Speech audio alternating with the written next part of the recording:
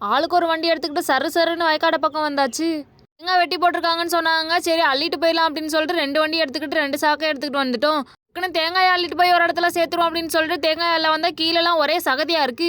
இங்க இருந்து எப்பறம் இதெல்லாம் தூக்கிட்டு போறதுன்னு ஒரே கவலை வந்துருச்சு. 2 சாக்களையும் அரை அள்ளி வச்சுட்டோம்னா அந்த தென்னங்கொலையோட இருக்கிறத அப்படியே கையில தூக்கிட்டு போய்க்கலாம்னு 2 சாக்களையும் கொஞ்சம் கொஞ்சமா அள்ளி வச்சாச்சு. எங்கம்மா ஆட்டுக்குட்டிக்கு புல்லு இருக்கான்னு தேடிட்டு வரேன்னு சொல்லிட்டு நடைய கட்டிட்டாங்க. நானே ஒத்தையில அள்ளி வச்சுட்டு அருவா வச்சுட்டு போயிட்டாங்களேன்னு எடுத்து கொண்டு போய் கொடுத்துட்டு வந்துட்டேன். வந்தது வந்துட்டீங்க, இருங்க ஒரே தான் புள்ளையும் அறுத்துட்டு கொண்டு போயிடலாம் அப்படின்னு சொல்லவும் சரி நம்மளும் சும்மா தானே நிக்கிறோம்னு நம்மளும் ஒரு 4 புல்ல பிடிங்கியாச்சு. தீ எந்த சைடு பார்த்தாலும் ஒரே பசுமையா இருக்கே. ஒரு 4 போட்டாவை சக்க சக்குன்னு எடுத்து போன்னு பார்த்தா என்னடா கை மட்டும் தனியா இருக்கேன்னு ஒரே பதட்டமாயிருச்சு. எங்க இதானா இல்ல பேய் பிசாசான்னு ஒன்னும் புரியல.